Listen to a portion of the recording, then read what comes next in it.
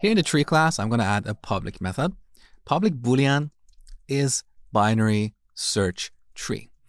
We don't need any parameters here because we're going to use this method to kick off recursion. Now we need a private method, private boolean with the same name is binary search tree. Here we need three parameters, a node, as well as two integers that represent the minimum and maximum values. So int min and int max, okay? Now, in this method, first we should check to see if root is null. If root is null, that means we're dealing with an empty tree, and this tree is a binary search tree. So if root is null, we're going to return true. Otherwise, we have to validate the value in this root node. You want to make sure this value is in the right range. So if root.value is less than the minimum or root.value is greater than the maximum, that means it's out of range, right? So we return false. Now, if we get to this point, that means our value is in the right range. So we should look at the left and right subtrees. So we call is binary search tree. As the first argument, we're going to pass root.leftChild. Now, what is the valid range of values for the left child? It should be any values from min to root.value minus 1.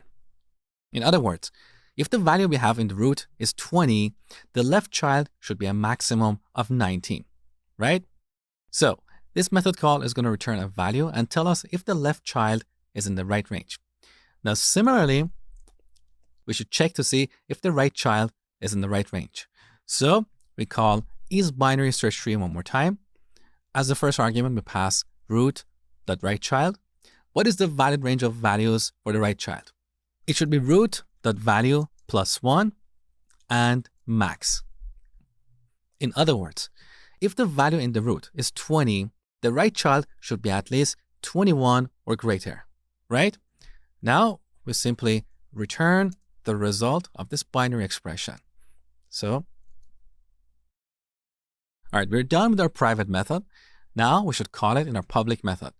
So we're going to return is binary search tree, and we're going to give it the root of this tree with integer dot minimum value and integer dot maximum value. Because we don't have any constraints for the value in the root node, we can have any valid integers. So this is how we validate a binary search tree. Let's test our implementation. So back to the main class.